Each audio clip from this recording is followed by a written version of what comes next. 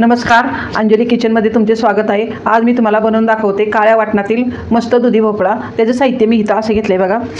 इथं मी हा मस्त साल काढून भोपळा चिरून घेतलाय, धुवून वगैरे साल काढून नंतर चिरलाय ह्याला मस्त। इथं बारीक कांदा चिरून घेतलाय, थोडासा टोमॅटो। इथं हा मी मसाला वाटण वाटते, ह्याची लिंक तुम्हाला मी पाठवतेच। आधीच्या रेसिपी मी ह्याची सेपरेट एक बनवून टाकलेली आहे। इथं थोडंसं पाणी, तेल, आता लागणार आहे आपल्याला चवीसाठी मीठ। इथं धना पावडर घेतला 1 चमचा आपण लाल तिखट घेतले, 1 चमचा हळद, 1 चमचा गरम मसाला आणि थोडंसं डाळीचं पीठ। आपण पॅन तापवायला ठेवलेला आहे। सगळ्यात आधी पहिले हे पीठ थोडंसं भाजून बाजूला ठेवूया आपण। हे चांगलं तेलावर भाजून घ्यायचं मस्त असं।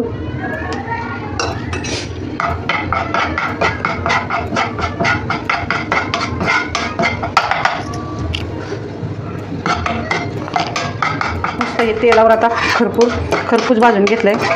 सेम आपण जसं बेसनाच्या लाडूला तुपावर भाजतो तसं हे तेलावर भाजायचं आपल्याला।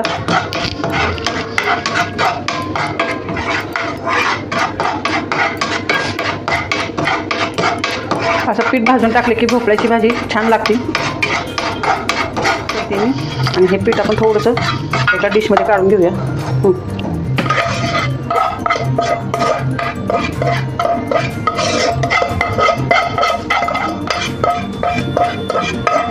परत गॅस चालू करते। ह्याच पॅनमध्ये आपण लगेच तेल टाकणार आहे भोपळ्यासाठी।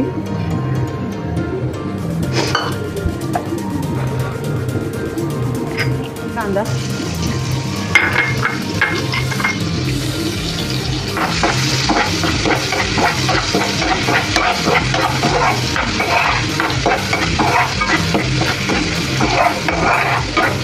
परतलाय, ह्यात आता हा बारीक चिरलेला टोमॅटो टाकते।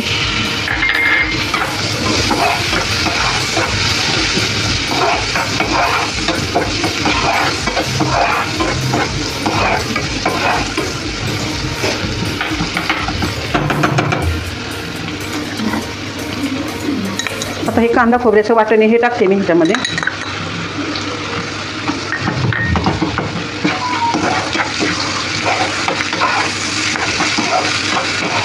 मस्त हा गावरान पद्धतीने भोपळा करते मी। आता मसाला छान परतलाय आपला, त्यात हळद टाकून घेते, त्यात लाल मसाला टाकते आपला, धना पावडर टाकते, सगळे 1 चमचा घेतलेला आहे मी। गरम मसाला 1 चमचा टाकते। छान आता हे सगळं आपण मस्त परतून घेऊया।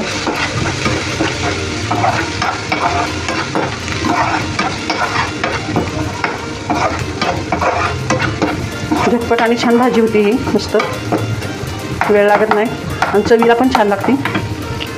आता आपण हात टाकूया मस्त हा चिरलेला भोपळा।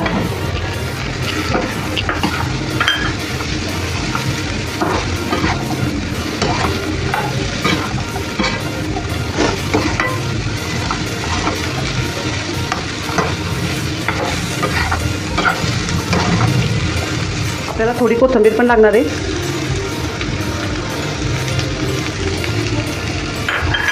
चवीनुसार मीठ टाकते आता।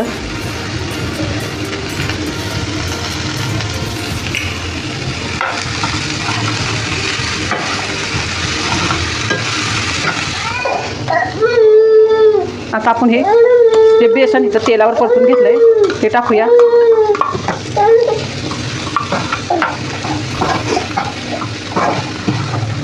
त्याच्यामुळे जे भाजीला आपला जो रस्सा करतो ना आपण थोडासा, तो चविष्ट लागतो। आणि आता टाकते थोडंसं पाणी।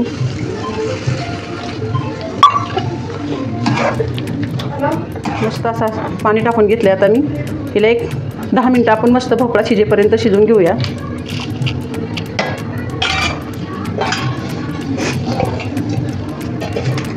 झाकण अर्धच टाकायचं आपण, पूर्ण नाही टाकायचं। आणि 10 मिनटं मस्त ह्याला आता शिजून द्यायचं। हिचा गॅस बंद करते मी। भाजी आपली मस्त बघा तयार झाली आहे। खूप छान अशी चमचमीत भाजी मी केली बघा भोपळ्याची। वाढायला घेते आता मी हिला।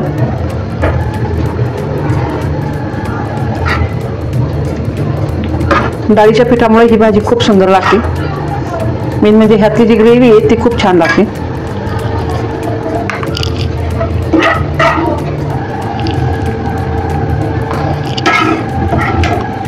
भोपळ्याची भाजी तयार केली आहे।